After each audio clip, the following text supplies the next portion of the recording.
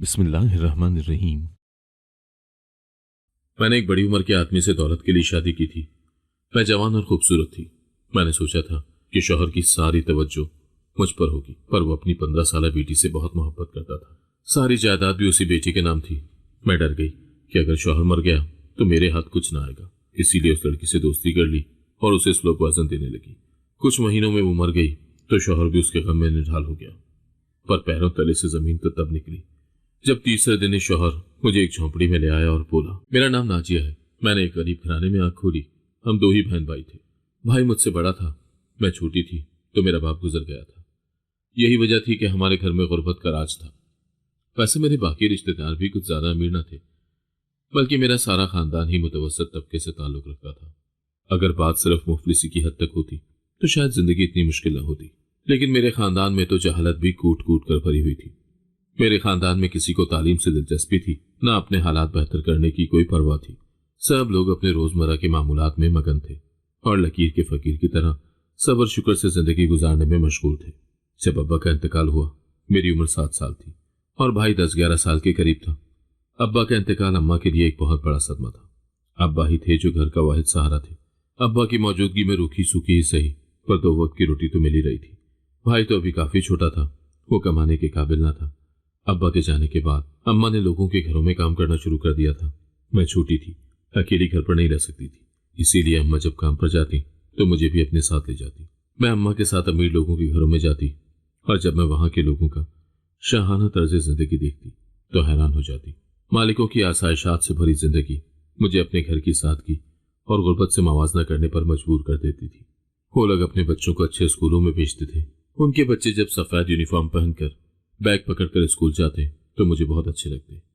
मेरा दिल चाहता था कि मैं भी उनकी तरह स्कूल जाऊं। इस तरह मेरे अंदर भी तालीम हासिल करने का शौक पैदा हो गया था और मैंने अम्मा से स्कूल जाने की जिद बांध ली थी।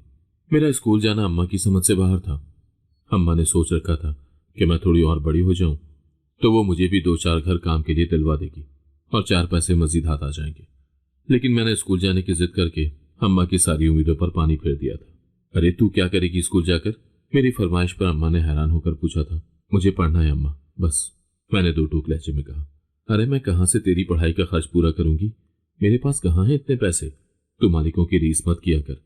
हम उन जैसे नहीं बन सकते। क्यों नहीं बन सकते उन जैसे? मालिक के आसमान से उतरे हैं, वो भी इसी दुनिया की मखलूक है अम्मा, मैंने गुस्से भरे लहजे में कहा था। बस चुप कर, मेरा दिमाग खराब मत कर, आराम करने दे मुझे। छोड़ स्कूल और पढ़ाई को, ये अमीर लोगों के चौंचले हैं, तू बस काम में दिल लगा। अम्मा ने साफ जवाब दे दिया था। मुझे अम्मा पर दिल भर कर गुस्सा आया था। लोग अपने बच्चों की जिंदगी को बेहतर बनाने की पूरी कोशिश करते हैं और एक तरफ अम्मा थी जिसे अपने औलाद के मुस्तकबिल से कोई सरोकार न था। अम्मा को तो इतनी भी तौफीक न थी कि वो भाई को स्कूल दाखिल करवा देती तो वो कुछ पढ़ लिख लेता। अम्मा ने भाई को भी काम सीखने पर लगवा दिया था। मेरे ताया का घर साथ ही था। ताया की साइकिलों की मरम्मत की दुकान थी। अम्मा ने भाई को ताया के हवाले कर दिया था कि इसको काम सिखा दे। मेरे पीछे आवारा फिरता रहता है, कहीं बिगड़ न जाए। यूं ताया ने भाई को अपने साथ दुकान पर ले जाना शुरू कर दिया था। भाई को तो खुद भी पढ़ाई लिखाई का कोई शौक न था, लेकिन मुझे अपने हालात बदलने और अमीर बनने का जुनून था। इसीलिए अम्मा के इनकार से मेरे इरादों में कोई खास फर्क नहीं आया था। मैं अपनी उम्र के बच्चों से बहुत ज्यादा समझदार थी। चालाकी और होशियारी तो पैदाइशी तौर पर ही मेरे अंदर कूट कूट कर भरी हुई थी। अम्मा के इनकार पर अगले दिन मैं खुद ही अपने मोहल्ले के करीबी स्कूल पहुंच गई थी और स्कूल की मैडम से कहा था कि मुझे पढ़ना है, वो मेरा दाखिला अपने स्कूल में कर ले। मेरे मोहल्ले में ज्यादातर मजदूर पेशा और गरीब लोग ही आबाद थे जो अपने बच्चों को स्कूल भेजने के बजाय काम काज पर लगा देते थे। यही वजह थी कि मैडम नायला मेरे इल्म हासिल करने की लगन से काफी मुतासिर हुई थी और उनको अपने स्कूल के बच्चों की तादाद में इजाफा भी करना था। उन्होंने बड़े आराम से मुझे स्कूल में दाखिल कर लिया था। उस वक्त मैं 8 साल की थी। मैं अपनी क्लास की बच्चियों से उम्र में बड़ी थी, लेकिन मैं बहुत खुश थी कि मेरा दाखिला हो गया था। मैडम ने ही मेरे लिए किताबों का इंतजाम कर दिया था और स्कूल के लिए यूनिफॉर्म मैं वकील साहब की बीवी से मांग लाई थी, जिनके घर अम्मा काम करती थी। उनकी बेटी भी मेरी ही उम्र की थी। मैंने उनको अपने स्कूल में दाखिले का बताया तो उन्होंने अपनी बेटी की पुरानी यूनिफॉर्म मुझे दे दी थी, जो मुझे बिल्कुल फिट आई थी। स्कूल के लिए बैग भी मैंने मांग तांग कर कहीं से हासिल कर लिया था और सब बाजियों को कह दिया था कि आइंदा से अपने बच्चों के स्कूल का सब पुराना सामान मुझे दे दिया करें। उनका तो पुराना सामान भी नया होता था जो मेरे काम आ जाना था। अगले दिन मैं जल्दी उठकर सुबह स्कूल जाने के लिए खुद ही तैयार भी हो गई। अम्मा हैरान नजरों से मुझे देखती रह गई थी। अम्मा को मुझसे इस कदर होशियारी की तवक्को ही नहीं थी। अम्मा को हरगिज उम्मीद नहीं थी कि मैं खुद स्कूल में दाखिला लेकर सब चीज़ों का इंतजाम भी कर लूंगी। अम्मा ने मुझे कुछ न कहा था।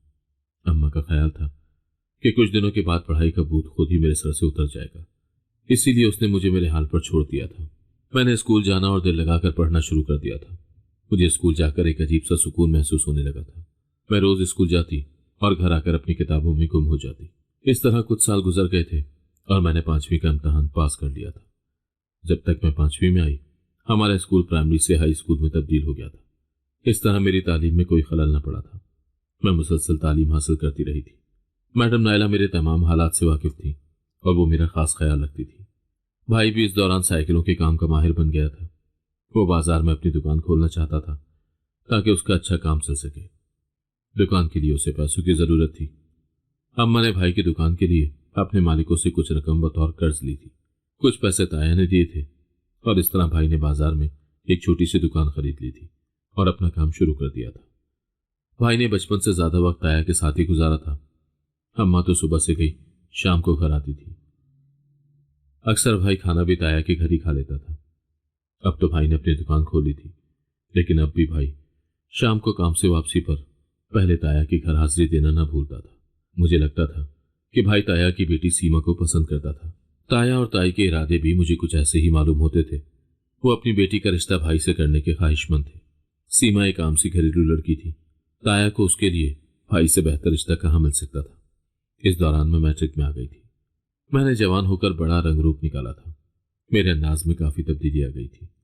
मैं बाजियों से उनके पुराने कपड़े ले आती थी। उनके पुराने कपड़े भी बड़ी अच्छी हालत में होते थे।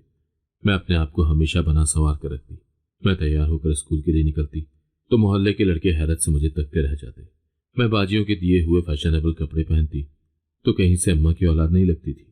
मोहल्ले के लड़के मेरी एक नजर करम के मुंतजिर रहते, लेकिन मुझे मोहल्ले के उन आवारा और जाहिल लड़कों में कोई दिलचस्पी नहीं थी। मैं तो किसी अमीर कबीर लड़की के ख्वाब देखती थी जिसके पास बड़ी सी गाड़ी हो और उसका बड़ा सा बंगला हो जहां मैं शान से रह सकूं। सलमान भी मेरी मोहल्ले में रहता था। अक्सर आते जाते वो मुझे बगौर देखता रहता। मोहल्ले के नुक्कड़ पर उसके बाप की परचून की छोटी सी दुकान थी। सलमान भी अपने बाप के साथ दुकान पर काम करता था। मैं जब भी उसके दुकान के सामने से गुजरती वो हवन्नकों की तरह सब काम छोड़कर मेरी तरफ देखता रहता था। मैं जानती थी कि सलमान एक शरीफ और सीधा लड़का था। वो मोहल्ले के बाकी आवारा लड़कों की तरह नहीं था। मुझे लगता था कि वो मुझे पसंद करने लगा था, लेकिन सलमान मेरी मंजिल न था। मैंने हमेशा किसी ऐसे लड़के के ख्वाब देखे थे जो मुझे इस गुर्बत भरी जिंदगी से बाहर निकाल कर ले जाए, लेकिन इस मोहल्ले में तो दूर दूर तक गरीब ही बसते थे। मोहल्ले का नाम ही गरीबाबाद था, तो यहाँ किसी अमीर का क्या काम था। मैं जानती थी कि इस मोहल्ले में मुझे मेरे ख्वाबों का शहजादा कभी नहीं मिल सकता था। इसी तरह कुछ वक्त और गुजर गया था। मैंने मैट्रिक का इम्तहान अच्छे नंबरों से पास कर लिया था। मैट्रिक के बाद मुझे आगे कॉलेज में दाखिला लेना था। स्कूल की फीस तो इंतहाई मामूली थी। मैडम नायला अक्सर मेरी फीस खुद ही अदा कर देती थी, लेकिन कॉलेज में दाखिले के लिए फीस और किताबें कहाँ से लाती। अम्मा से बात की तो उन्होंने साफ टका सा जवाब दे दिया था, अम्मा मुझे हर सूरत आगे कॉलेज में दाखिला लेना है। तुम कुछ भी करो, कहीं से भी पैसों का बंदोबस्त करो, किसी भी बाजी से उधार मांग लो, मैं कुछ नहीं जानती, मुझे पैसे चाहिए। तेरा दिमाग खराब हो गया है, पहला उधार तो अभी तक उतरा नहीं है, मजीद उधार कौन देगा? और तू क्या करेगी इतना पढ़ लिख कर? तूने 10वीं पास कर ली है, काफी है। बस अब तू घर बैठ और घर के कामकाज की फिक्र कर। अम्मा मुझसे घर के कामकाज नहीं होते, मैंने हर सूरत आगे दाखिला लेना है, तो मुझे फीस के पैसे दो बस। अरे कहाँ से लाऊं पैसे कमबख्त? मेरे पास क्या खजाने दफन है जो तुझ पर लुटा दूं? मेरे पास कोई पैसे नहीं है। 2-3 घरों में काम करने का मिलता ही क्या है? ज्यादा घरों का काम मुझसे नहीं होता। मेरी बूढ़ी हड्डियों में अब दम नहीं है। वैसे भी अब तेरी शादी करना चाहती हूँ। सलमान की माँ 2 रोज पहले आई थी, उसने सलमान के लिए तेरे रिश्ते की बात की है। बस अब तू शादी करके अपना घर बसा, पढ़ाई को गोली मार। तूने पढ़ लिख कर कौन सा तीर मार लेना है? करना तो तूने चूल्हा चौकी ही है ना। अम्मा की बात सुनकर मेरे तन बदन में आग लग गई थी। अम्मा मेरी शादी का तो सोचना भी मत, मुझे शादी नहीं करनी है, और उस सलमान के बच्चे से तो हरगिज नहीं। अब उसकी माँ आए तो इनकार कर देना। मैंने अम्मा को सलमान से शादी से साफ मना कर दिया था और कमरे से बाहर आ गई थी। गुस्से से मेरा खून खौल रहा था। उस सलमान के बच्चे की इतनी हिम्मत कि वो मेरे लिए रिश्ता भेजे, उसको तो अच्छी तरह मजा चखाऊंगी मैं आज। मैं तनतनाती हुई उसकी दुकान पर जा पहुंची थी। वो मुझे दुकान में देखकर पहले तो हैरान हुआ था, फिर खुशी के मारे उसके दांत निकल आए थे। नाजिया, तू यहाँ? ये मैं क्या सुन रही हूँ सलमान? तेरी अम्मा मेरा रिश्ता लेकर आई है। तूने सोचा भी कैसे कि मैं तुझसे शादी करूंगी? मैंने गुस्से से कहा। तो सलमान घबरा कर मुझे देखने लगा। क्यों नाजिया, तुझे ऐतराज है? तुझे ऐतराज क्या है आखिर? मैं तुझसे मोहब्बत करता हूँ, मैं तुझे बहुत खुश रखूंगा। अब मैं उसे क्या बताती कि उसके फटीचर से घर और गुर्बत ज़दा जिंदगी में मैं कभी भी खुश नहीं रह सकती थी। मैं सिर्फ इतना ही कह सकी, देख सलमान, अपनी माँ को मना कर दे कि अब मेरे घर ना आए। मैं अभी शादी नहीं करना चाहती, मैंने पढ़ना है, मैं आगे कॉलेज में दाखिला ले रही हूँ। अभी 4-5 साल तो मैं शादी का सोच भी नहीं सकती। मैंने उसे टालने के लिए कहा था। देख नाजिया, मैंने अम्मा को बड़ी मुश्किल से तेरे रिश्ते के लिए राजी किया है।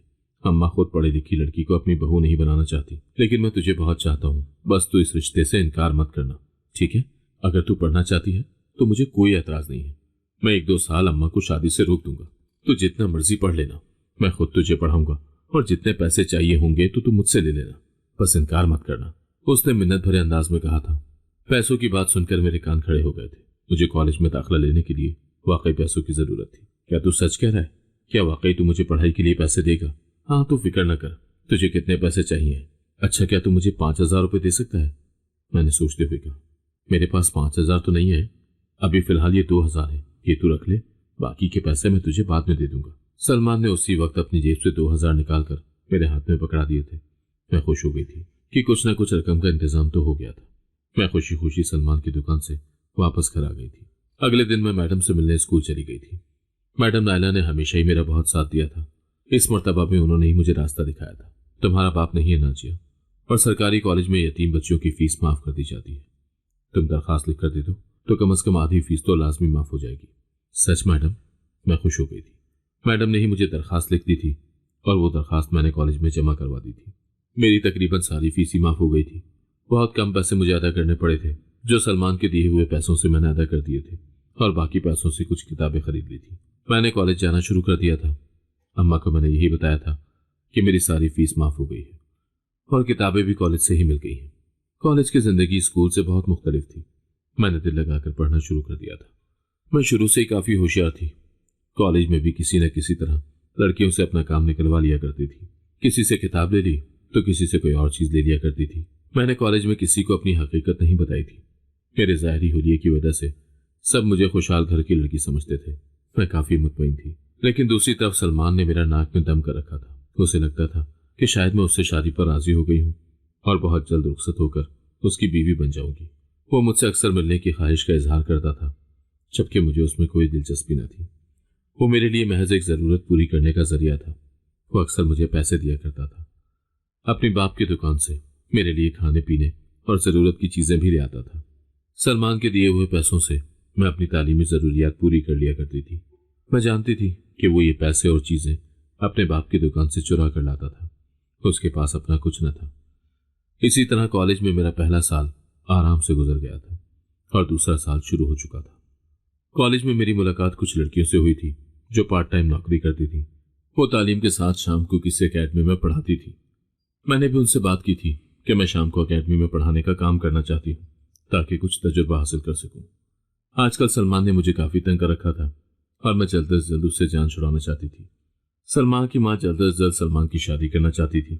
वैसे भी सलमान की माँ को मैं पसंद न थी। उसका कहना था कि मैं बहुत तेज और चालाक लड़की थी और सलमान का मेरे साथ गुजारा मुमकिन न था। सलमान की माँ ने मुझे ठीक ही पहचाना था। सलमान के मजबूर करने पर उसने अम्मा से रिश्ते की बात तो कर ली थी, पर वो दिल से राजी न थी और अब वो शादी के लिए सलमान के पीछे पड़ी थी और सलमान मेरे पीछे पड़ा हुआ था। आखिर वो अपनी माँ को कब तक रोक सकता था। वो मुझे शादी के लिए दबाव डालने लगा था। मुझे अब उससे साफ साफ बात करनी थी। मैं सलमान से मिलने दुकान पर आ गई थी। उस वक्त उसका बाप दुकान पर नहीं होता था और ग्राहकों का रश भी काफी कम होता था। आखिर कब तक माँ से बहाना करूंगा मैं? दूसरा साल जाने को है, तेरी पढ़ाई खत्म होने का नाम ही नहीं लेती। सलमान ने झुंझुलाए हुए अंदाज में कहा था। कॉलेज की पढ़ाई 4 साल चलती है, तुझे क्या मालूम? तूने कौन सा कभी स्कूल की शक्ल देखी है? मैंने जलकर कहा। अच्छा, तो बाकी की पढ़ाई शादी के बाद कर लेना। हाँ, जैसे तेरी अम्मा तो मुझे बड़ा पढ़ने देगी शादी के बाद, मैंने मुंह बनाकर कहा तो वो चुप हो गया था। जानता था कि मैं सच कह रही थी, तो फिर मैं क्या करूं? तेरे कॉलेज दाखिला लेने से अम्मा रिश्ते के और भी ज्यादा खिलाफ हो गई है। उसने मेरी नाक में दम कर रखा है। वो अपनी भांजी से मेरी शादी करना चाहती है। उसने परेशान लहजे में कहा। देख सलमान, मैं आज तुझे यही कहने आई हूं कि तू मेरा इंतजार मत कर और जहां तेरी माँ कहती है शादी कर ले। क्या मतलब है तेरा इस बात से? उसने गुस्से से मेरी तरफ देखा था। मैं किसी और से कैसे शादी कर सकता हूँ? देख सलमान, मैं अभी 5-6 साल शादी नहीं कर सकती और तेरी माँ इतना अरसा रुकेगी नहीं, इसीलिए तो अपनी माँ की मर्जी से शादी कर ले। मेरा इंतजार मत कर। अगर तुझे मुझसे शादी नहीं करनी थी तो इतना अरसा मुझे बेवकूफ क्यों बनाया? पहले ही मना कर देती। तो उसने गुस्से से कहा, मैंने तुझे बेवकूफ नहीं बनाया, पर मेरे भी कुछ ख्वाब है। तू खुद सोच, मैंने इतने साल मेहनत की है, अब मैंने अपनी मेहनत जाया तो नहीं करनी। पढ़ाई के बाद मैं कोई अच्छी सी नौकरी करूंगी तो तेरी माँ मान जाएगी क्या? मैं कुएं का मेंढक बनकर नहीं रह सकती। मुझे दुनिया देखनी है, अपने ख्वाबों को हकीकत बनाना है। और हाँ, मैं बहुत जल्द तुम्हारे सब पैसे भी वापस कर दूंगी। मुझे पैसे वापस नहीं चाहिए, जो दे दिया सो दे दिया। सलमान ने बुझे हुए लहजे में कहा, पर तू इतना ऊंचा मत उड़ कि कल को पछताना पड़े। दौलत से इंसान खुशियां और सुकून कभी नहीं खरीद सकता। उसके चेहरे पर दुख की लकीरें साफ जाहिर हो रही थी। उसने मजीद कुछ नहीं कहा और खामोशी से मुड़कर अपने काम में मसरूफ हो गया। मेरे दिल में सुकून उतर आया था। शुक्र था कि सलमान से मेरी जान छूट गई थी। आज मैंने खुद को आजाद महसूस किया था। भाई ने सीमा से शादी की ख्वाहिश का इजहार कर दिया था। अम्मा को क्या एतराज होना था? अम्मा ने तो पहले ही भाई को ताया के हवाले कर दिया था। अम्मा पर ताया का एहसान भी था, क्योंकि ताया की सरपरस्ती की वजह से भाई बिगड़ा नहीं था और अपने काम पर लग गया था। आजकल अम्मा की सेहत भी ठीक नहीं थी, अब उससे घर का काम भी नहीं होता था। मैं तो घर के किसी काम को हाथ भी न लगाती थी। अपना छोटा सा झोंपड़ी नुमाई घर मुझे वैसे भी जहर लगता था। जल्द ही भाई की शादी सीमों से हो गई थी और वो मेरी भाभी बनकर मेरे घर आ गई थी। मैंने शाम को अकेडमी में मुलाजमत हासिल कर ली थी और कॉलेज के बाद अकेडमी में बच्चों को पढ़ाना शुरू कर दिया था। पढ़ा पढ़ाकर थकन से मेरा बुरा हाल हो जाता था, पर इतनी सख्त मेहनत के बाद भी मुझे बहुत कम पैसे हासिल होते थे। पैसा कमाना वाकई बहुत मुश्किल काम था। मैं जान चुकी थी कि इसी तरह नौकरी और मेहनत करते एक दिन मैं मर जाऊंगी, लेकिन अपनी ख्वाहिशात कभी पूरी नहीं कर सकूंगी। इसीलिए मुझे कोई और ही तरीका इख्तियार करना पड़ेगा। मेरा कॉलेज भी 1-2 माह में खत्म होने वाला था। मेरे दिल में एक अजीब सी घबराहट ने जगह बना ली थी। अम्मा की तरफ से मुझ पर शादी का दबाव दिन ब दिन बढ़ रहा था। अम्मा बार बार रिश्ते की बात करने लगती थी। अब तो भाई ने भी अम्मा से कहना शुरू कर दिया था कि जल्द अज जल्द नाजिया की शादी कर दो। मोहल्ले के लोग बातें बनाते हैं। मुझे यकीन था कि सीमा ही उसके कान भरती थी और मेरे खिलाफ उससे भड़काती थी। उससे शादी से पहले तो भाई को मेरे पढ़ने या कॉलेज जाने से कोई मसला नहीं था। अम्मा बार बार यही कहती थी कि अब तो तेरा कॉलेज खत्म हो रहा है, तुझे अब घर बसाना चाहिए। एक तो बहुत अच्छे रिश्ते हैं, तेरी मर्जी के मुताबिक है। अम्मा की शादी की गिरदान सुन सुनकर मेरे कान पक गए थे। अम्मा के बताए हुए रिश्ते भी उसके मुताबिक पैसे वाले थे, लेकिन मेरे लिए वो हरगिज़ अहम न थे। अम्मा इम्तहान तो होने दो, फिर सोचती हूँ कुछ। मैं हर बार उन्हें किसी न किसी बहाने से टाल देती थी, लेकिन मैं जानती थी कि ये बहाने ज्यादा दिन नहीं चलेंगे। मेरे इम्तहान भी सर पर आ गए थे। इम्तहान के बाद कॉलेज तो खत्म हो गया था, पर अकेडमी मैंने नहीं छोड़ी थी। 4 पैसे ही हाथ आ रहे थे जिससे मैं अपने शौक और फैशन पूरे कर रही थी। एक दिन अकेडमी की लड़कियां कुछ जगहों पर मुलाजमत के लिए अप्लाई कर रही थी। उनके साथ मैंने भी 2-3 जगह मुलाजमत के लिए दरखास्त दे दी थी। जल्द ही मुझे एक जगह से इंटरव्यू के लिए बुला लिया गया था। ये एक बहुत बड़ी कंपनी थी। मैं खूब अच्छी तरह तैयार होकर गई थी। मेरी जाहिरी शख्सियत को देखते हुए कंपनी में मुझे रिसेप्शन की नौकरी मिल गई थी। मैं बहुत खुश थी। ये नौकरी अकेडमी से लाख दर्जे बेहतर थी। तनख्वाह भी ज्यादा थी और काम भी आसान था। ये नौकरी मेरे ख्वाबों को पूरा करने का पहला जीना थी। ये एक बहुत बड़ी कंपनी थी। कंपनी का माहौल शानदार था। मैं खूब बन ठन कर और मॉडर्न बनकर आती थी। सब मुझे किसी अच्छे और अमीर खानदान से समझते थे। यहाँ मेरी हकीकत कोई नहीं जानता था। अपना नाम भी मैंने नाजिया से बदलकर जिया कर लिया था और सबको अपना यही नाम बताती थी। मेरी नौकरी लगने के बाद से भाई ने घर में फसाद डाल रखा था। उसे मेरी नौकरी करने से मसला था। अम्मा, आखिर तुम उसे समझाती क्यों नहीं हो? मोहल्ले के लोग तरह तरह की बातें करते हैं, बातों बातों में ताना देते हैं कि मैं बहन की कमाई खा रहा हूं। अब या तो तुम उसकी शादी कर दो, वरना ये इस घर में नहीं रहेगी। अपने दफ्तर में ही रह जाकर, यहाँ इसकी कोई जगह नहीं है। भाई ने अपना फैसला सुना दिया था। ठीक है, चली जाती हूँ मैं यहाँ से। मुझे भी इस झोंपड़ी में रहने का कोई शौक नहीं है। तुम ही मरो यहाँ अपनी जाहिल बीवी के साथ। मैं चली जाऊंगी यहाँ से और दोबारा कभी अपनी शक्ल नहीं दिखाऊंगी। मैंने भी चीख कर कह दिया था। मैं तो पहले इस मोहल्ले और घर से अपनी जान छुड़वाना चाहती थी। मुझे डर था कि अगर कभी मेरे दफ्तर के किसी आदमी ने मुझे यहाँ से आते जाते देख लिया तो उन्हें मेरी हकीकत का इल्म हो जाएगा और मेरी बनी बनाई इज्जत खाक में मिल जाएगी। भाई के झगड़े की वजह से मुझे यहाँ से निकलने का बहाना मिल गया था। मैं अपना सामान समेटकर गर्ल्स हॉस्टल में शिफ्ट हो गई थी। अम्मा ने मुझे रोकने की बहुत कोशिश की थी, लेकिन मैंने अम्मा की एक न सुनी थी और हमेशा के लिए घर छोड़ दिया था। कुछ ही हफ्तों में मैंने दफ्तर के माहौल को अच्छी तरह समझ लिया था। मैंने दिल लगाकर काम करना शुरू कर दिया था, लेकिन जल्द ही मुझे अंदाजा हो गया था कि सिर्फ मेहनत से कुछ नहीं होता। इस तनख्वाह में तो बमुश्किल मेरे हॉस्टल का किराया और खाने पीने का खर्चा ही पूरा हो रहा था। मेरे सर पर छत न थी, मैं कब तक हॉस्टल में रह सकती थी। मुझे अपने लिए एक घर की जरूरत थी। मैंने सोच लिया था कि आगे बढ़ने और दौलतमंद बनने के लिए मुझे अपनी अकल को इस्तेमाल करना होगा। मैंने कोशिशें शुरू कर दी थी।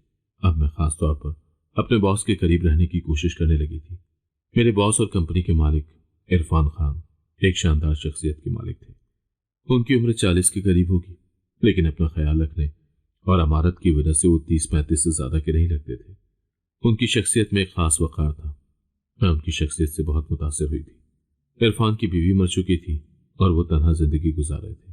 अगर इरफान की शादी मुझसे हो जाती तो मैं बेपनाह दौलत की मालिक बन जाती।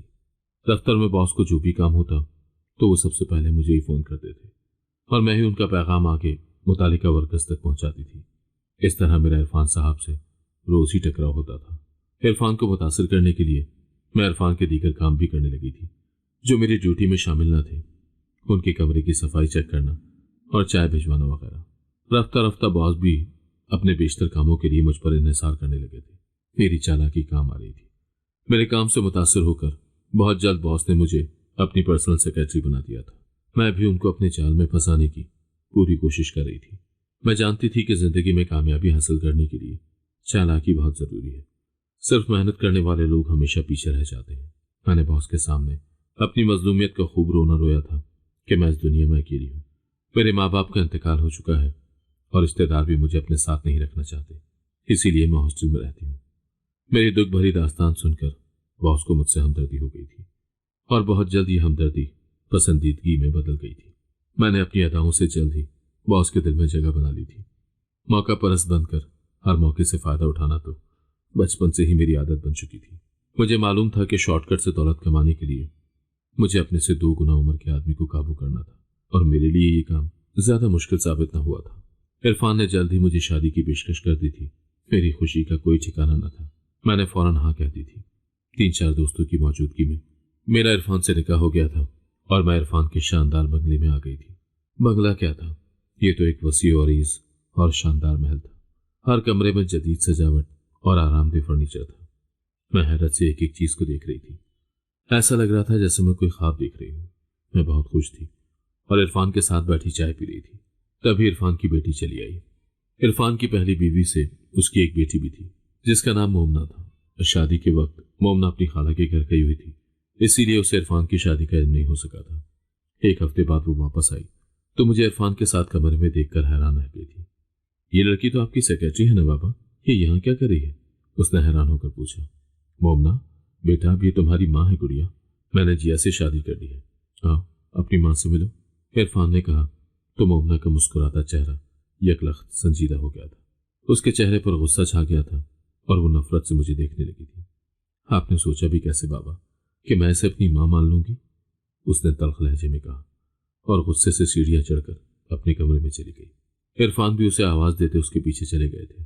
मैं भी खामोशी से उठकर इरफान के पीछे ऊपर आ गई थी और छुपकर उनकी बातें सुनने लगी। इरफान मोमना को मना रहे थे। अपने बाबा से नाराज ना हो गुड़िया, जिया बहुत अच्छी लड़की है, देखना तो तुम्हारा बहुत ख्याल रखेगी। आपको शादी के लिए यही लड़की मिली थी बाबा? शादी करनी थी तो किसी मिच्योर औरत से करते। आप पर सबने कितना जोर डाला था दूसरी शादी के लिए, तब तो आपने साफ इनकार कर दिया था और अब इसको अपनी बीवी बनाकर घर ले आए। किसी को बताए बिना आपने ये फैसला कर लिया। आप ठीक से जानते भी हैं उसे। कौन है ये लड़की? इसका खानदान कैसा है? 15 बरस की होने के बावजूद वो बड़ी समझदारी की बातें कर रही थी। अच्छा प्लीज गुस्सा न करो, आई एम सॉरी बेटा, मुझे तुम्हें पहले बता देना चाहिए था। इरफान ने मिन्नत समाजत करके किसी तरह मोमना को मना लिया था। मुझे घर में मोमना की हैसियत का अंदाजा तो हो गया था। वो इरफान के दिल का टुकड़ा थी। इरफान किसी सूरत उसकी नाराजगी बर्दाश्त नहीं कर सकता था। इरफान उससे बहुत मोहब्बत करता था। मोमना बड़ी खूबसूरत और मॉडर्न लड़की थी। इरफान उस पर दिल खोलकर खर्च करते थे। लाखों रुपया तो अपनी शॉपिंग पर उड़ा दिया करती थी। मुझे बहुत गुस्सा आता था। अगर इरफान इसी तरह उस पर अपनी दौलत लुटाते रहे तो एक दिन वो सब कुछ खत्म कर देगी। बाबा, मुझे नए ब्रांड की जैकेट चाहिए और हैंडबैग भी। मोमना ने मोबाइल पर कुछ देखते हुए कहा। ठीक है गुड़िया, जो तुम्हें पसंद हो ले लो, इरफान ने मोहब्बत से कहा और क्रेडिट कार्ड उसकी तरफ बढ़ा दिया। मैं करीब ही खड़ी थी और अंदर ही अंदर गुस्से से खौल रही थी। लाखों रुपए तो वो यूं ही शॉपिंग पर उड़ा देती थी और इरफान कभी उसे मना नहीं करते थे। अगर ये इसी तरह पैसा लुटाते रहे तो एक दिन सब कुछ खत्म हो जाएगा, मैंने दिल में सोचा। मोमना की ये शाखर्चियां मुझे किसी भी सूरत कबूल नहीं थी। मुझे दौलत अजीज थी और मैं उसे यूं किसी और के हाथों जाया होते नहीं देख सकती थी। एक दिन मैंने बातों बातों में इरफान से कहा था, मोमना बड़ी फजूल खर्च है, बेकार चीजों पर इतने पैसे उड़ा देती है। आप उसे समझाते क्यों नहीं कि देखभाल कर खर्च किया करे? मैं उसे खर्च करने से कैसे मना कर सकता हूँ? यही तो उसकी उम्र है एंजॉय करने की, और वैसे भी ये सब उसी का तो है। क्या मतलब? मैंने चौंक कर पूछा था। असल में ये सब दौलत जायदाद उसकी माँ की है। उसकी माँ ने बहुत पहले ही अपना सब कुछ मोमना के नाम कर दिया था। इरफान की बात सुनकर मैं दंग रह गई थी। मतलब इरफान का कुछ न था। मोमना की शादी के बाद सब कुछ उसी के साथ चला जाना था और मैं वहीं की वहीं गरीब रह जाती। मेरे हाथ कुछ ना आता, यानी मैं मोमना के रहमो करम पर थी। अगर इरफान को कुछ हो जाता तो मोमना मुझे इस घर से खड़े खड़े निकाल सकती थी और मैं कुछ न कर पाती। मेरी सारी प्लानिंग फेल हो गई थी। इतनी मेहनत के बाद भी मैं खाली हाथ थी। मैं अपने जहन में मंसूबाबंदी कर रही थी। मुझे मोमना की दौलत हासिल करने के लिए कुछ न कुछ जरूरी करना था और बहुत जल्द। मैंने मोमना से दोस्ती करने की कोशिश शुरू कर दी थी। इस तरह इरफान भी खुश हो जाते और मुझे मौका मिल जाता कि मैं उसे काबू में कर सकूं। सबसे पहले मैंने उसे भी इरफान की तरह अपने माँ बाप के मरने और तन्हा रह जाने की झूठी कहानी सुनाकर उसकी हमदर्दी हासिल की थी और फिर उससे रोजमर्रा की बातें शुरू कर दी थी। मैं अक्सर उसकी तारीफ करती। मोमना, ये वाकई बहुत खूबसूरत जैकेट है, तुम्हारा फैशन सेंस कमाल का है, मैंने मुस्कुराकर कहा जब वो अपनी नई खरीदी हुई जैकेट पहने आईने के सामने खड़ी थी। मोमना ने मेरी तरफ देखा, फिर वो हल्का सा मुस्कुरा दी। तुम्हें वाकई पसंद आई? हाँ, तुम्हारी चीजें बहुत स्टाइलिश होती है। मैं सोच रही थी कि कभी तुम्हारे साथ शॉपिंग पर जाऊं, तुम्हारी चॉइस से कुछ खरीदूंगी, मैंने खुशमिजाजी से कहा। मोमना को मेरी बात पसंद आई थी। हाँ, अच्छा आइडिया है, मैं तुम्हें शॉपिंग के सारे टिप्स दूंगी, उसने दिलचस्पी से कहा। यह मेरी कामयाबी का पहला कदम था। अगर मोमना मुझ पर एतमाद करने लगती तो इरफान को भी लगता कि मैं उसकी बेटी का ख्याल रख रही हूँ और फिर मुझे अपनी असल मंजिल तक पहुंचने में ज्यादा वक्त नहीं लगता। मैंने मोमना से दोस्ती करने की कोशिश जारी रखी। वो शुरू में मुझसे फासला रखती थी, मगर मैंने हार नहीं मानी। एक दिन मैंने उसके कमरे में झांका और आहिस्ता से अंदर चली गई। क्या हुआ मोमना, कुछ परेशान लग रही हो? मैंने पूछा। उसने सर उठाकर मेरी तरफ देखा और कहने लगी, कुछ नहीं, बस मूड अच्छा नहीं है, बोरियत हो रही है। अगर तुम कहो तो कहीं बाहर चलते हैं, तुम थोड़ा फ्रेश हो जाओगी और बोरियत भी खत्म हो जाएगी। मोमना ने पहले इनकार किया, मगर मेरे ज्यादा इसरार पर वो मान गई। हम एक कैफे में चले गए जहां मैंने उसकी पसंद की कॉफी ऑर्डर की और उससे इधर उधर की बातें करने लगी। पहली बार मैंने उसे खुलकर हंसते हुए देखा था। वो आहिस्ता आहिस्ता मुझसे बातें करने लगी और अपनी पसंद नापसंद के बारे में बताने लगी। मैंने भी दिलचस्पी से उसकी हर बात सुनी। तुम वाकई बहुत अच्छी हो जिया, मैंने सोचा नहीं था कि तुम इतनी केयरिंग हो, मोमना ने मुस्कुराकर कहा। तो मैंने दिल में सुकून की एक लहर महसूस की। मैं अपने मकसद में कामयाब हो रही थी। अब हम अक्सर साथ वक्त गुजारने लगे थे। कभी शॉपिंग, कभी कैफे और कभी ड्राइव पर जाना हमारा मामूल बन गया था। इरफान भी खुश था कि हम एक दूसरे को समझने लगे हैं और मैं उसकी बेटी का ख्याल रख रही हूँ। मुझे यकीन था कि जल्द ही मोमना मुझ पर मुकम्मल भरोसा करने लगेगी और फिर मुझे अपने मकसद में कामयाब होने से कोई नहीं रोक सकेगा। बहुत जल्द मोमना मुझ पर एतमाद करने लगी थी। हम अक्सर एक साथ वक्त गुजारते। वो मुझे अपनी दोस्त समझने लगी थी और मैं इसी लम्हे का इंतजार कर रही थी जब वो मुकम्मल तौर पर मेरे काबू में आ जाए। मैं आहिस्ता आहिस्ता उसे खाने पीने की चीजों में जहर मिलाकर देने लगी। ये जहर ऐसा था जो फौरी असर नहीं दिखाता था, बल्कि आहिस्ता आहिस्ता जिस्म को कमजोर कर देता था ताकि किसी को शक न हो। मोमना अक्सर सर दर्द और कमजोरी की शिकायत करने लगी थी। कभी उसका रंग जर्द पड़ जाता तो कभी वो बेवजह थकावट महसूस करती। इरफान उसे डॉक्टर के पास ले जाने की जिद करता, पर वो मना कर देती। मैं भी हर बार कोई न कोई बहाना बनाकर बात टाल देती। मोमना आजकल ज्यादा डाइट कर रही है, इसीलिए कमजोर हो रही है, और कोई बात नहीं है, आप फिक्र मत करें, मैंने इरफान से कहा। तुम्हें अपना ख्याल रखना चाहिए मोमना, भला तुम्हें डाइट की क्या जरूरत है, इतनी स्मार्ट तो हो तुम पहले से ही, मैंने मोमना से कहा। मोमना ने थकी हुई मुस्कुराहट के साथ मेरी तरफ देखा और बोली, शायद तुम ठीक कह रही हो। मेरी बात से इरफान भी मुतमईन हो गया था। मेरा मंसूबा कामयाबी से आगे बढ़ रहा था। मोमना आहिस्ता आहिस्ता कमजोर हो रही थी और इरफान बेखबर था। मैं अपनी मंजिल के करीब पहुंच रही थी। आखिर एक दिन मोमना मर गई। रात को एक कमरे में बेहिस्सो हरकत पड़ी मिली। उसका चेहरा जर्द पड़ चुका था। इरफान ने जब उसे इस हालत में देखा तो दीवानों की तरह चीखने लगा, मोमना उठो बेटा, मोमना उठो बेटा, आंखें खोलो। मगर वो हमेशा के लिए खामोश हो चुकी थी। घर में कोहराम मच गया। डॉक्टर आया और इब्तिदाई मुआयने के बाद अफसोस से सर हिलाते हुए कहा, यह अब इस दुनिया में नहीं रही। शायद कोई अंदरूनी बीमारी थी जो आहिस्ता आहिस्ता बढ़ती गई। आपको पहले ही टेस्ट करवाने चाहिए थे। इरफान चीख चीख कर रोने लगा था। उसने बेबसी से अपनी बेटी का हाथ थामा और रोते हुए बोला, मैंने कभी सोचा भी नहीं था कि मेरी गुड़िया यूं मुझे छोड़कर चली जाएगी। मैं खामोशी से ये सब देख रही थी। मेरे दिल में एक अजीब सा सुकून था। मैं जीत चुकी थी। मेरे रास्ते की सबसे बड़ी रुकावट खत्म हो चुकी थी। अब मुझे कोई नहीं रोक सकता था। अब ये घर, ये दौलत, सब कुछ सिर्फ मेरा था। मैंने इरफान को तसल्ली दी थी, जो खुदा की मर्जी वही होता है, हमें सब्र करना चाहिए। मैंने नरमी से कहा और उसके कंधे पर हाथ रख दिया। मोमना की तदफीन हो चुकी थी। अगले दिन उसके लिए दुआ रखी थी, लेकिन इरफान न जाने कहाँ गायब था। मैं हैरान होने के साथ कुछ फिक्रमंद भी थी। शाम तक इरफान वापस घर आ गया था और अपने कमरे में बंद हो गया था। मैं जानती थी कि नया नया सदमा है, कुछ अरसे में वो नॉर्मल हो जाएगा और तब तक मैं उसे अपनी औलाद की खुशखबरी भी दे दूंगी। फिर तो वो मोमना को बिल्कुल भूल जाएगा। उसके इंतकाल को 3 दिन गुजर चुके थे। तब एक दिन इरफान ने मुझे अपने साथ चलने को कहा। इरफान मुझे अपने साथ गाड़ी में बिठाकर एक अलग रास्ते की तरफ चल पड़ा था। उसके चेहरे पर इस कदर संजीदगी थी कि मुझे उससे पूछने की हिम्मत ही न हुई। मुझे लगा था शायद वो कब्रिस्तान जा रहा था। गाड़ी रुकी तो इरफान ने मुझे नीचे उतरने का इशारा किया। ये कब्रिस्तान तो न था, ये कोई सुनसान सी जगह थी। इरफान मुझे अपने साथ एक झोंपड़ी में ले आया था। झोंपड़ी बिल्कुल खाली थी। मैंने हैरत से चारों तरफ देखा। ये किसकी झोंपड़ी है इरफान? ये आप मुझे कहाँ ले आए? मैंने हैरत से पूछा। मैं तुम्हें तुम्हारी औकात बताने के लिए यहाँ लाया हूँ, क्योंकि तुम भी एक ऐसी झोंपड़ी से सफर तय करके मेरे आलीशान घर तक पहुंची थी। उसके लहजे में गुस्सा था। मेरे दिल की धड़कन तेज हो गई थी। क्या आप ये क्या कह रहे? मैंने बेयकीनी से कहा। तुमने जो कुछ किया उसका हिसाब अब तुम्हें देना होगा, और ये झोंपड़ी तुम्हें याद दिलाएगी कि तुम कहां से आई हो। ये सब आप क्या कह रहे हैं? मुझे कुछ समझ नहीं आ रहा। मेरी आवाज में घबराहट थी। मैं तुम्हारे बारे में सब जान चुका हूं। मुझे पता चल गया है कि तुम क्या थी और तुम्हारा माजी क्या था, और वो भी जो तुमने मेरी बेटी के साथ किया। इरफान की आवाज में गुस्सा था जो मेरे दिल की धड़कनों को तेज कर रहा था। तुम एक ऐसी ही झोंपड़ी की पैदावार थी, इसीलिए इज्जत की जिंदगी तुम्हें रास ना आई। उसके अल्फाज जैसे तेज धार खंजर की तरह मेरे दिल में उतर रहे थे। मेरे दिलो दिमाग में एक तूफान उठ रहा था। ये आप क्या कह रहे हैं इरफान? मेरी आवाज कांप रही थी। दौलत और पैसे के लालच में अंधी होकर तुमने मेरी बेटी का कत्ल किया। मेरी मासूम बेटी की जिंदगी छीन ली। उसका क्या कसूर था? तुमने उसे अपनी लालच की भेंट चढ़ा दिया, और इसके लिए मैं तुम्हें कभी माफ नहीं करूंगा। मेरे जिस्म में खौफ की एक शदीद लहर दौड़ गई थी। मैंने कुछ नहीं किया इरफान। आपको कोई गलतफहमी हुई है। गलतफहमी तो मुझे पहले थी, जो अब खत्म हो चुकी है। तुम्हारा माजी, तुम्हारी चालाकियां, तुम्हारा जुर्म, सब कुछ मेरे सामने आ चुका है। सिर्फ दौलत के लिए तुमने मेरी बेटी की जिंदगी छीन ली, सिर्फ इसलिए क्योंकि तुम्हें लगता था कि उसके बाद तुम्हें मेरी दौलत मिल जाएगी। क्या सबूत है आपके पास कि उसको मैंने मारा है? मैंने चीख कर कहा। बहुत सारे सबूत हैं।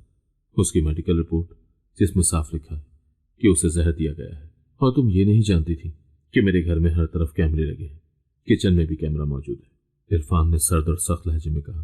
तो मेरे जिस्म में खौफ की लहर दौड़ गई। कैमरे?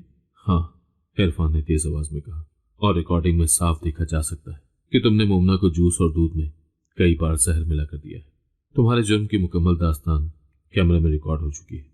मैं लरजते हुए जमीन पर बैठ गई थी। इरफान के चेहरे पर बेरहम मुस्कुराहट थी। तुम्हारे खिलाफ इतने सबूत मौजूद हैं जो तुम्हारी सजाए मौत के लिए काफी है। इरफान की आंखों में कोई रहम नहीं था। मैं जान गई थी कि अब मेरे पास बचने का कोई रास्ता नहीं है। इरफान प्लीज, खुदा के लिए मुझे माफ कर दे। मुझसे बहुत बड़ी गलती हो गई। मैं दौलत की लालच में अंधी हो गई थी। मैंने इरफान के आगे हाथ जोड़ दिए थे। तुम्हारे जुर्म की माफी तो खुदा भी तुम्हें नहीं देगा। मैं तुम्हें कैसे माफ कर सकता हूँ? इरफान ने नफरत से कहा और वापस मुड़ गया। तभी कुछ पुलिस वाले झोंपड़ी में दाखिल हुए थे और मेरे हाथों में हथकड़ियां डालती थी। यूं झोंपड़ी से मैं सीधी जेल पहुंच गई थी। मेरे गुनाहों की फहरिस्त बहुत लंबी थी। मेरे खिलाफ मुकम्मल सबूत मौजूद थे। लिहाजा जल्द ही अदालत का फैसला आ गया था और मुझे 24 साल कैद की सजा सुना दी गई थी। यूं अपने लालच की वजह से इरफान के बंगले से काल कोठरी तक पहुंच गई थी। कैद तन्हाई में मुझे अपने गुनाहों का शिद्दत से एहसास हुआ था। मैंने जेल में भाई और मां से मिलने की दरखास्त की थी। पता चला था कि मां का तो इंतकाल हो गया था और भाई ने मुझसे मिलने से इनकार कर दिया था। मैं जेल में तन्हा आंसू बहाती रह गई थी। अगर आपको आज की कहानी पसंद आई है तो वीडियो को जरूर लाइक कीजिएगा और अपने दोस्तों के साथ भी शेयर कीजिएगा। और हाँ, अगर आपने अभी तक हमारा चैनल सब्सक्राइब नहीं किया तो जरूर सब्सक्राइब करें। मिलते हैं कल एक नई और दिलचस्प कहानी के साथ। अल्लाह हाफिज।